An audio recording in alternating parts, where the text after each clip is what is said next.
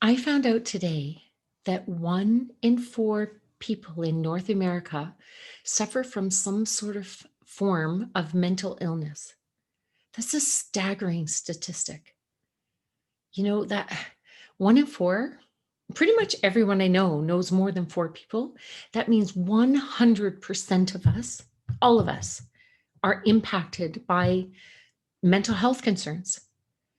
And that means 100% of us need to be involved in overcoming this, and we're drawing attention that we need to pay attention to our mental health as much as we do to our physical health or our spiritual health or our emotional health, or like any other aspect of our life. This is vital to make changes.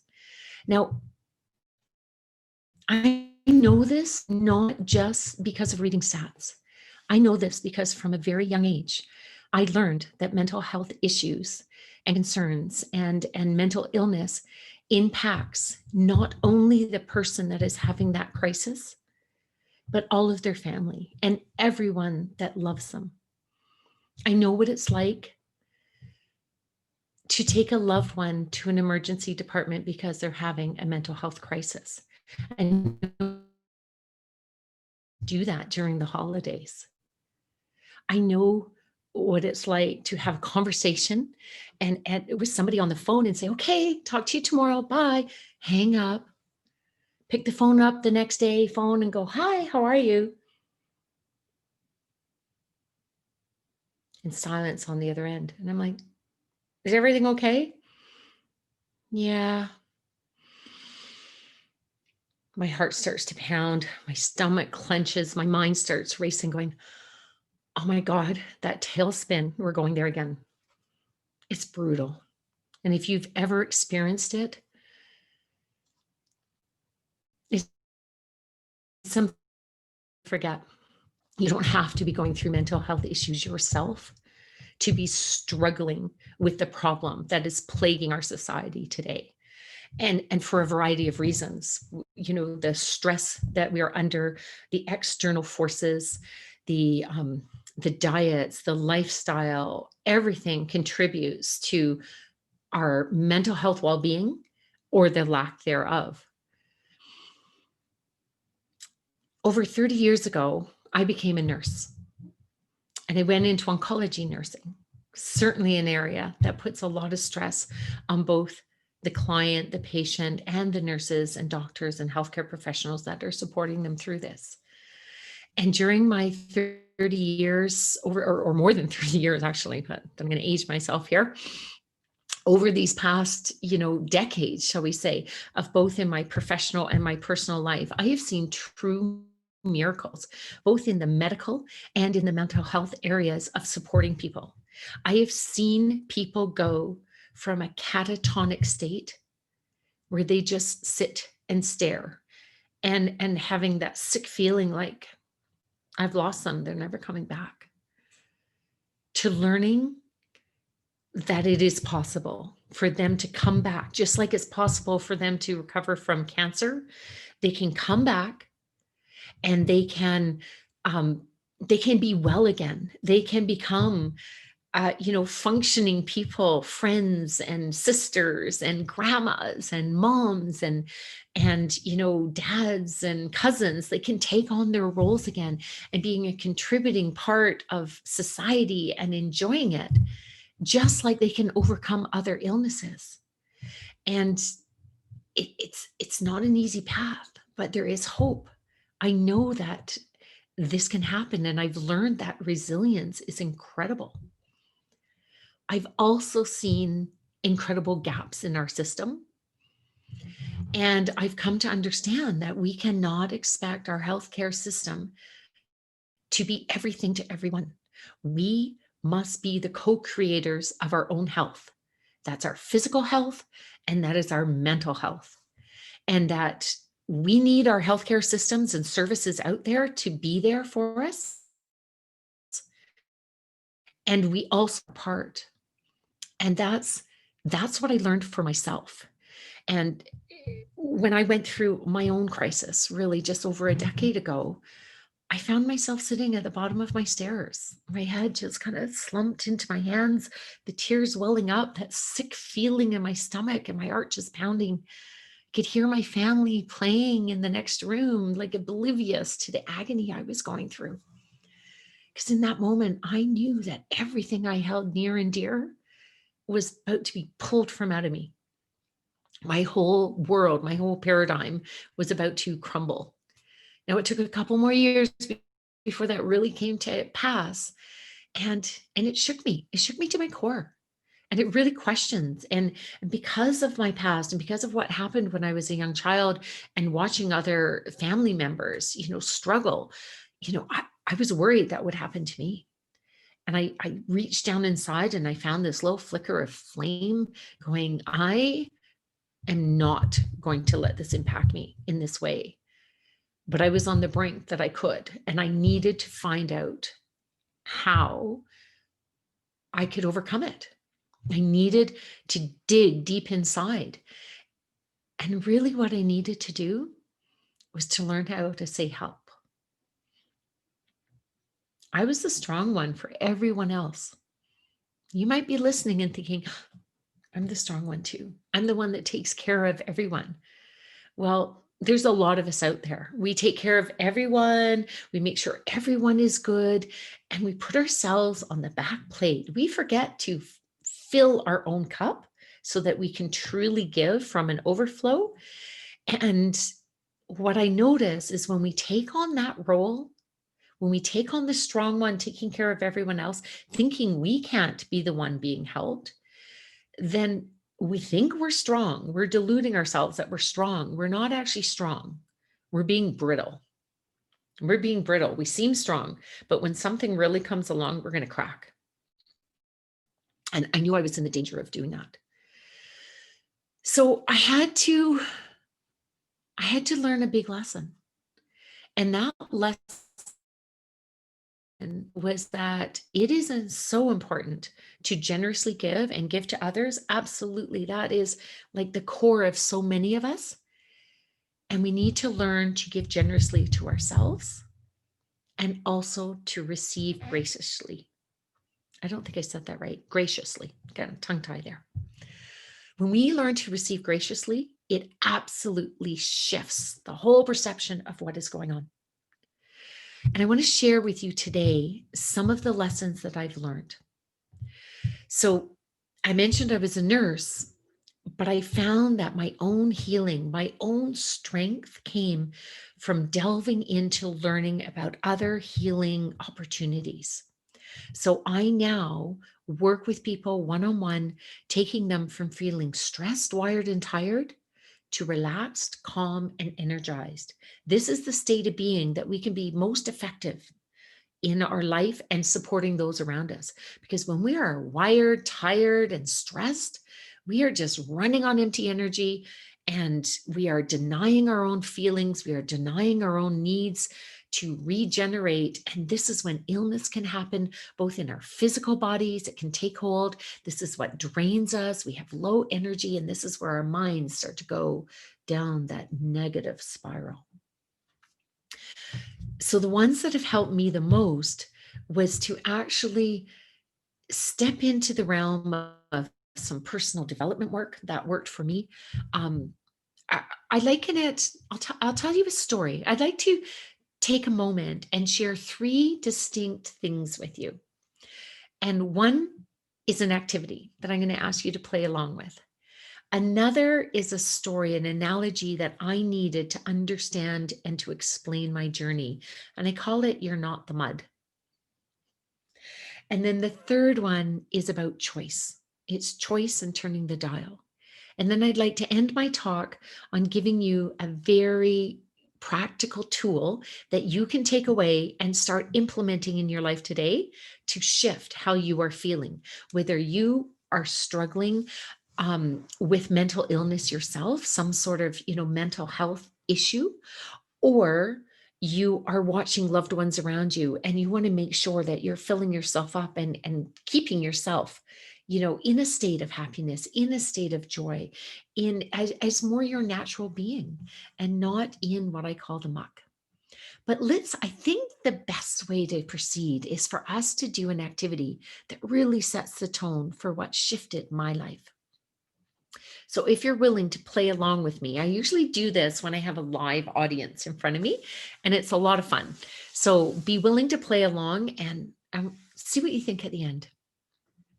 I am going to say several scenarios, and I want you to think about that scenario. Pretend you are in that scenario and take note how your energy feels. If you're by yourself and you're in a safe environment, like you're not driving the car, feel free to act it out and work along with me here. And I want you to take note on how you're feeling when this happens. So let's start off. You are a 5-year-old little child, and you have the bestest friend in the whole wide world living right next door to you, and you get up and you play with them every single day. And then one day you find out that they're moving. How would you feel when they move away? Kind of slumped head, sad, maybe you'll cry, feeling lonely. Okay, now we're going to move to another scenario. You are a teenager, and that person that you really, really like, you think it's pretty darn cute, and you've had your eye on for a while, they just came over and asked you to the movies. And it's like, oh my God, just feel that excitement, that, being asked out by somebody you care about, and all that excitement. Can you feel the flutter and the power in you? Okay.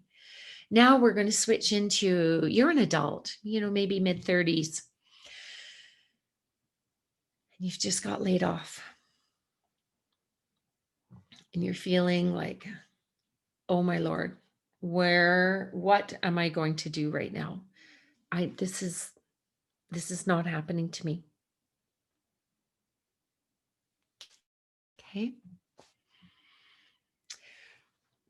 We're going to go, maybe you're somebody in your 40s, and you are really excited about getting a new home, but you're not sure that mortgage is going to come through, and you've done all the applications and everything's in place, and you're waiting to hear.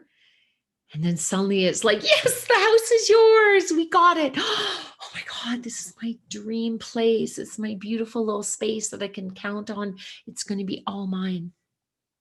And now we're going to go back. Let's go back to being a little kid. But this time, let's say, I don't know, you're old, and you have been so excited waiting for a gift for your birthday, and you really wanted this gift, and it's the last gift you're opening, and you open it up, and inside this box that's the gift, and you're just like beyond excited. You can stomp your feet and just let your joy overbubble. Now take a moment. How are you feeling right now? Can you feel that energy coursing through your veins? Could you feel how down you felt when your little friend moved away or you lost your job? We could feel these shift in our bodies, couldn't you? I could. I know that when I do this with a live audience, that everybody, the energy in the room just goes really low and really high. But here's my question to you. Did any of that happen in this moment? No, it didn't. Every single bit of that was going on in our minds. Our minds are incredibly powerful. What we choose to think about has a physiological impact in our whole bodies. And what I mean by that, like, we have our brains, of course, that's the physical brain that's inside your noggin. And we need to take care of that. But then we have the physiology of the brain. That is how the brain functions. That is the synaptic firing that goes on in our brains. That's what keeps us walking. That's what has us thinking. And then there's the actual result of that physiology. That is our thinking. That is our memory. That is our speech. All of that goes on in our brain, and we can control it. You are able think about those, by the suggestions, and I bet you felt your body shift. So what does that say? That means we can shift our energy. We can make choices of what is going on in our brains, and we can have an impact on our life on how we're doing. Now, I'm not saying it's easy, because we can get into a rut. It's a bit like the wagon going from the farmhouse to the barn. And if it goes on the same track all the time, you get a rut and our brains get thinking there. I don't know about you, but I know from my own personal experience, I had the broken record. Do you have that broken record going on? You get thinking about a situation and it goes around and it loops and it loops and it loops, and we can't, and it's hard to stop it. Have you ever uttered the words, I can't help how I feel. I can't help how I think? Well, those were words that have come out of my mouth many a times over my years. And here's what I know to be true. We can help how we think and how we feel when we practice it. It's not easy at first. And often we need some help. We need some help, a practitioner, sometimes a doctor, sometimes a therapist. We need support on helping us shift our thoughts so that we're not in that same rut all the time. There is a whole wide world out there, and there's different paths. Like, think of like a spokes of a wheel. We can go out that door and choose a different path. We can go choose a different destination, and we can shift that. So point number one was that activity, that our minds are powerful, incredible beings, our brains, our minds, our physiology in our minds. We can make a difference. It can shift. It's called neuroplasticity. We can shift our brains. Sometimes we can do it just from practices like what I'm teaching you today, and sometimes we need support. So that's number one. Let's go on to section number two. I call this, you're not the mud. Now, this is my analogy, something I developed for me to think about, and it helped me through my journey. And if it can help you, I am very happy to gift it to you. I think of life and stress as mud. Sometimes I say muck, because whether you want to think of it as mud or you actually just want to call it for what it is, sometimes it's not just mud, it's shit. Let's be honest. Sometimes what goes on in our lives is really darn shitty, and it's happening around us, and we're standing there. So imagine yourself standing in a pit of mud, and you're being splashed on. It's hitting you in the face. It's landing everywhere. You might be sitting down. You might have tripped in it. And this can be anything. What is the stresses in your life? Is it that you have some debt? Is it all the craziness going on in the world with the pandemic? Is it your family? Are you in a marriage that you're struggling with? Do you have friends or family that you care about that have mental illnesses yourself? Whatever is on your plate, all of that stress, it can feel like mud landing on you and taking you down and weighing you down. When it gets too much, it can be like you're in a pit. Now, sometimes you're just sitting in a puddle. It's like, oh, damn, but you still can look around and go, but there's my life out there. But when it gets really bad and you feel like you're literally in a pit, it's easy to lose contact with what is out there. What is beautiful out there? What is the good stuff in my life is out there. And I am surrounded by all the crap right now. And it could be in my eyes and weighing me down and covering my skin. That's how I felt just over a decade ago. It was like, how do I get out of here? Because I was not used to asking for help. I didn't know where to turn. But what I have learned and what I can tell you is that you need to go ahead and sit in the pit for a while. If something really sad has happened, go ahead. It hurts being in there. Go ahead and be sad for a period of time. And then when you are ready, you wipe your eyes out and you look around, and I promise you, there is always something around you. There is a ladder, there is a rope, there is a hand. There is always a hand ready to help you. It might be a good friend of yours. It might be a family member. It might be someone from your church. It might be an organization. It might be your family doctor, but you need to be willing to take that first step. No one can do it for you. People can try and drag you out of that pit, They can, but it's only going to work when you know that you're ready to get out of there. So take that hand, climb up that ladder and get to the top. And that's what I did. I was willing to say yes.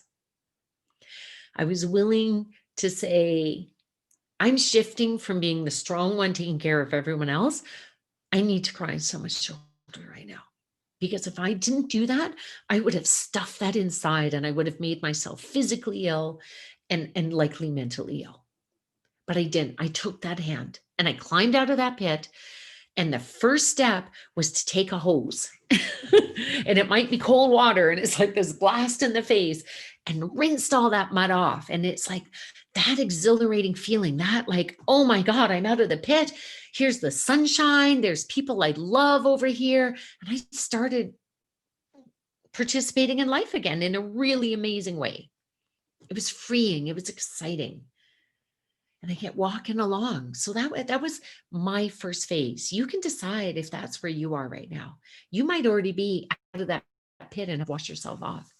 But what I found was after a period of time is I started having some more self-awareness and going inside. I started meditating and, looking at myself and being willing to look at how am I showing up in the world? How am I behaving and reacting in situations? I learned to act. I learned to make a choice. And we're going to talk about choices in a little bit. I would shift. And I started looking at myself. And can you imagine if you just rinsed the mud off? You just rinse that first layer of stress off. It wasn't all gone. I'd go walking along and I'd suddenly look under my armpit and go, oh, I missed a spot, right? Not so nice. There's a film on me. And it was like, so I had a choice at that point in time. I could even get really mad, like, why am I still dealing with this? And oh, woe is me, or I could go, okay, well, I know I went from the real muck to clean to feeling more energized. I need to find something now at this layer, at this level. And that might be going inside. It might be taking a course. It might be learning to meditate. It might be, for me, I actually love sound and music. That's what took away the stress for me. So, of course, I didn't just learn about it or start using it as I trained to be a practitioner in sound and that healing. I started listening to meditations that allowed my body to relax. So metaphorically, this is like the mud, that film. And I got to the point where I was like feeling really amazing, that instead of being down in the dumps and once in a while going, oh, isn't it nice up there, and going back down, I started living up here in happiness and joy and creating more meaningful, loving relationships. And once in a while, yeah, do I ever fall in the mud pit? Of course I do. But the difference now is that when I go in there, I have the tools to get out. I don't stay there long. It's not that comfortable. I might exfoliate once in a while and I allow myself to have that sadness, but then I go, okay, I don't want to be here too long. So I go out. And then I talked about the third phase. The third phase for me was not only do I wash off on a regular basis all the stress and mud of whatever went on for that day, I start doing things that are proactive. It's like putting on all the lovely lotions after a shower, or, men, maybe you're doing an aftershave. It's where I was showing up in life, not only just constantly taking off the stress, but I was doing things that literally made me feel happy and good on a regular basis. I was filling myself up. And now what I can do is give to others on a regular basis without feeling drained.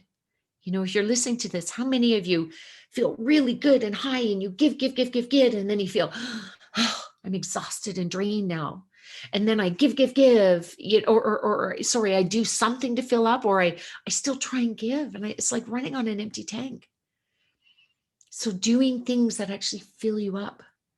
So this section, I just call it, just remember, if you're feeling like crap, you are not the mud. A simple exercise that I invite you to do is go to a mirror and look in the mirror. Look yourself in the eyes, just like I am now, and say, I am greater than the experience I am having right now. For a while, I used to say, I'm calm. There's lots of crap happening around me, but I'm calm. I shifted that. It worked in a crisis, but after a while, I didn't want to attract all the chaos around me. So I shifted to I am calm. I'm a woman that is vibrantly passionate, healthy, happy, and strong, body, mind, and soul. I started declaring what it is that I wanted to be. And you can do that too. You claim what you want to be and how you want to show up in life, and keep telling yourself that. It'll take a little while, but you will overcome what you will be able to handle what you need to go through.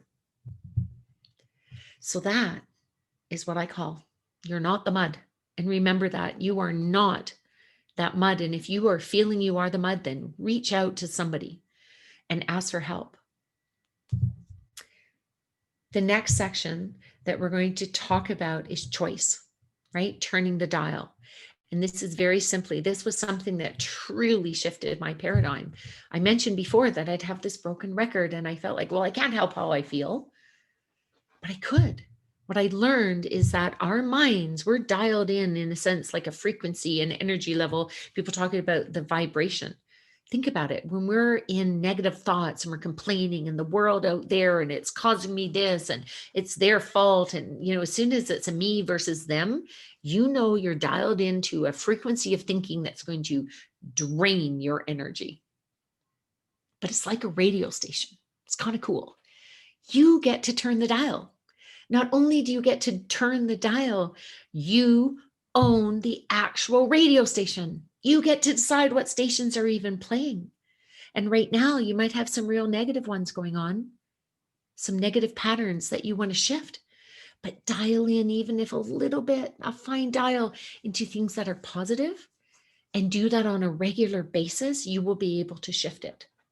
So you have a choice in every moment of every day. Often we do things, and I was caught in this. Well, I didn't have a choice. I had to do this because I didn't have a choice. And it wasn't that I didn't have a choice. It's that was the choice I made based on a default. It's that I didn't consciously made a choice. Another analogy is, think about, you can choose to be the life raft on a big ocean getting tossed around, or you can choose to be a boat that has some direction and you have a motor and you are cutting through the waves. There's a huge difference on there. So I learned a practice called belief reparenting that was developed by Suze Casey. And it functions, it's how I talked about neuroplasticity, your brain being able to shift. It uses the science of how we learn, and you reset, you set new grooves on how you want to be thinking. So every day you make a choice. And there's ways you can do it. You can pick a positive word per day and say, I am going to think about that positive word all day long. It might be something like laughter. So I'm going to purposely notice when laughter shows up in my life. You might have the word generosity. I am going to look for when I see something being generous. Now, believe me, you'll be able to see negative things all day long. We all can, because we're dialed in on negative. So often we're dialed in on negative. But look at the positives.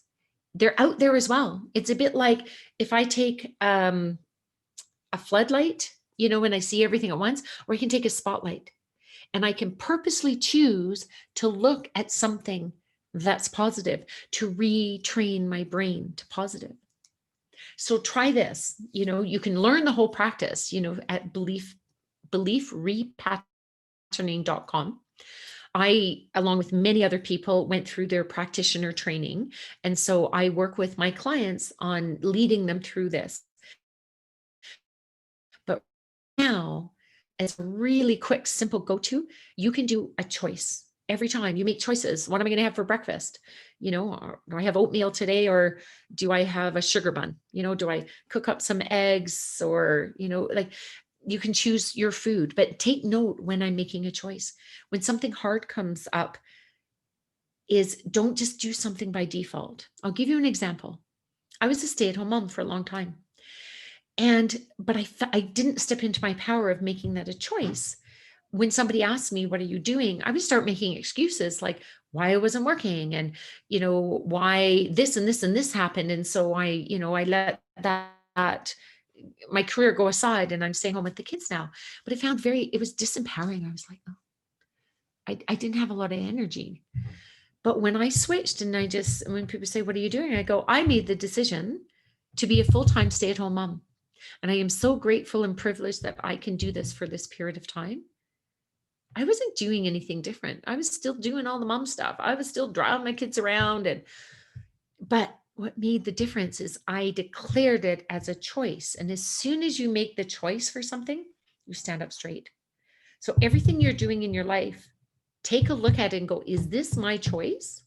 And if it's not a choice that makes you feel energized, then maybe we can flip it around, right? And sometimes you need a little support with that. I know that when I work with my clients, I can take pretty much everything negative that they have and help them flip it. It doesn't even change what they're physically doing, but we change how we look at it and we can change it into a positive. So that's my third, is that you have a choice and you can change the dial whenever you need. And now what I want to do before we wind up is give you a really practical tool. So when you're done, or even right now, you can hit pause if you're in a situation that you can do that. Get a piece of paper, fold it in 4, or make a cross and make 4 sections.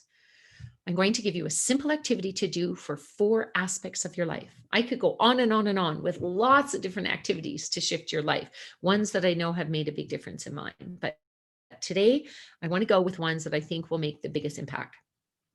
So one section, you're going to write the word positive. No, sorry, not positive, personal. Another section is social.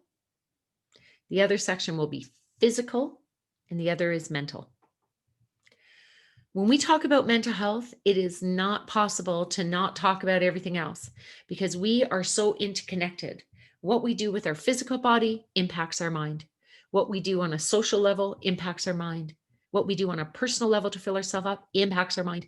And definitely what we do on the side of protecting our brains, that impacts our mental health. So right now, this is the most important part that I want to go over. Let's start with the personal. We need to fill ourselves up on a personal level all the time to get us out of that drained. We come up a bit, we're drained. We want this to be a steady, we are up here living our life in a beautiful way with, yes, there's going to be things that trip us up. We get down there, but when we recognize, okay, I'm hurting right now. I'm not going to deny this. I'm going to feel every bit of it. And when I'm sort of cried out and I'm ready for the hurt to stop, we have the tools to bring ourselves back up. Okay. So in the personal section, there's many ways you can feel yourself personally. But right now, what I want you to do is use the one that is scientifically proven to shift your state of being the fastest possible. And that is gratitude. There is a lot of talk out there about gratitude, and it can't be overstated. It literally shifts your whole body. It floods your body with hormones that make you feel good. And it's such a simple practice. What's cool is they've done scientific studies that when we're searching for something to be grateful for, that is when the positive happens, even if we never find an item. So if you're really in despair and you're like, I have nothing to be grateful for, at least go through the practice. And if you're at a point where you're on these calls and on these sessions because you want to just learn how to, take your life from good to better, then you might be writing tons, which is great. You could journal for a length of time. But every single day, I want you in that one column to write something you are grateful for, and try and make it something different every day and embody it. It could be for a close friend that gave, or could be a stranger smiled at you today. It could be that on your walk, you could feel how warm the sun was on your physical body when it was freezing outside. It just something, take a moment and sit in that feeling of gratitude, and it will help to fill you up. It is proven over and over again that this will shift your state of being. When this is practiced on a regular basis, you will take note that you will start to feel better. Now, if you know some other things that fill your cup, it might be sitting for delicious tea in the middle of the day. Just take a few minutes to fill your own cup. So that's the first section. That's your personal section. Now we're going to go to the social section. And this is an area that I'm really big on. I know as a health professional and my own personal experience that our meaningful social connectedness to other people really has an impact on our health and our mental well-being. And that is being strained as the most it's ever been strained in the history of our lifetime, for sure, because of this current pandemic. Isolation can be quite damaging to people. But just because we're on our own and we're separated physically from people does not mean we have to be isolated on a connected and emotional level. It is so important to keep that. So I run an organization called Fabulous at 50, and I've taken the last little while to really look at what can I bring to the women in our organization. We used to get together in person. We can't do that right now. So in 2021, I'm launching an online membership, and it will include a weekly call. Will address the personal aspects of our lives, the social aspects, the physical aspects, and the mental aspects. So I'm recreating this here for you. So the social, very simple. Get involved with somebody or a group in some capacity. At this point in time, depending on where you are, you might be on where you're being asked to stay at home, right? We're being asked, we call it lockdown. Make sure that you are connecting with, if you have people in your own household, you're connecting with them. Play a game, set a games night. Make sure that you're having actual, you're not just hiding off in your separate little rooms. If you're living alone, and even if you're living with others, reach out and be part of a community. If you're a woman in your midlife, kind of late 40s and definitely over 50, think about joining Fabulous at 50. We have wonderful events going on. There's other stuff out there, churches and communities. There's so many different communities that are out there.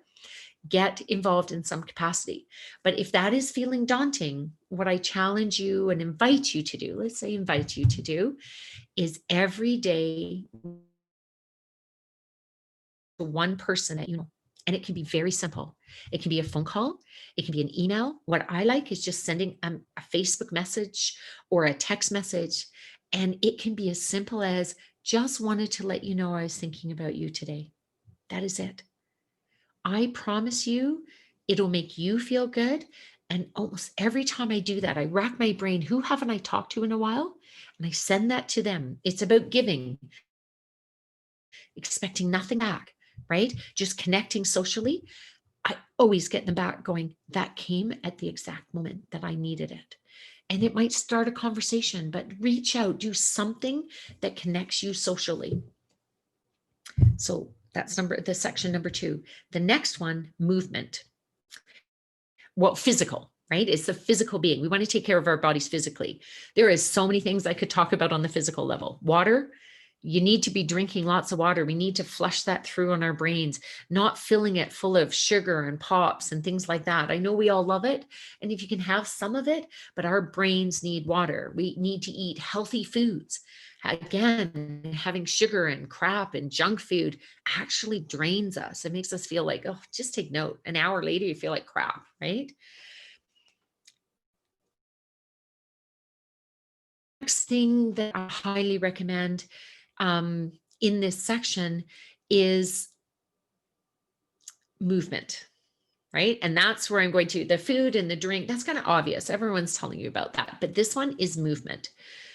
Something that really shifts our energy and has an impact on our mental health is that we get moving our bodies every single day.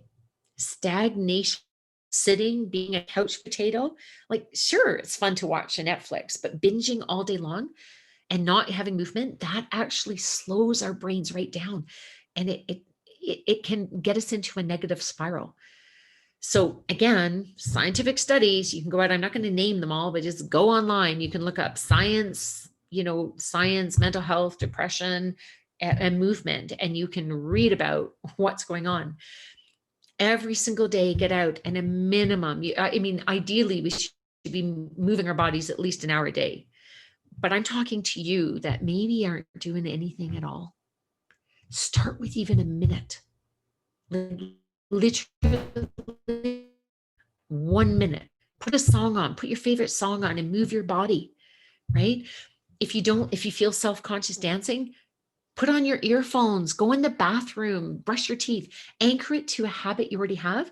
Whenever you brush your teeth, do a 1 minute movement. And it can be that you're dancing or do a jiggle, like a bounce, like just move your body, just literally bounce around, shake your arms. That gets all your blood flowing. And then afterwards, you'll feel the tingle. That's really, really simple thing to do. Now, I highly recommend that you get out for at least a 15-minute walk a day. If you can build that up and add a minute a day, that's even better. But each day, I want you to write something you've done in there to move your body. And if you can couple it with music, that's even better, because that's so important for the brain. And now we're going to go to the last one, the mental side. Okay. So our mental capacity, and we need to keep our brains active and functioning. And this will circle back to what I said about choice. So in this section, every single day you have choices. So in this mental section, I would like you to write down something you did successfully today. Okay, so it's a little different than gratitude. They might be together. It might be, I am so grateful for having this beautiful walk in the trees. Maybe you went to a park. Then maybe you might put that down under your movement. I went for a walk through the trees. Under success, it might even be, again, I successfully got my body out the door and walked out through the trees. Be that your success today was that you made your bed. It might be that you got out of bed and you put clothes on today. It might be. It might be that you build up, and I had the success of starting a new business or landing a client, or I read 10 pages today and I haven't read for a long time. Whatever it is that you did that brought about a sense of accomplishment to stimulate your brain. It might be, I did a crossword puzzle, whatever it is, to get that stimulation of your brain going, put it in there. I want a success in anything in your section. Okay, so to recap, take a piece of paper, divide it into 4. Got a personal section, a social section, a mental section, and a movement section. And I promise you, if you do one thing per day in each of those, even if you need to start off with doing one day and adding a different one each day, you will shift your happiness factor. Absolutely. And it doesn't matter what else is happening around you in the world. This is for you. It'll fill you up and it will allow you to show up in your life in a much better way. I know that life can be really, really tough. I've seen it. I've held the hands of people who are struggling, and I've had my hand held when I was struggling. This is what we need in this world, whether we're doing it physically or we're doing it through a screen. That energy knows no boundaries. Make the connections that you need to help those you love and to fill yourself up first. Thank you so much for joining me today. My name's Joanne Neweduk. I am the National Director for FabulousHealth, and I run a health practice called Fabulous Health. Feel free to reach out if you'd like support from either myself or you want helping to point in the right direction on where to find resources. The community magazine and this mental health weekend that they are putting on is incredible. And there are so many resources out there. So avail yourself to them and live a beautiful life.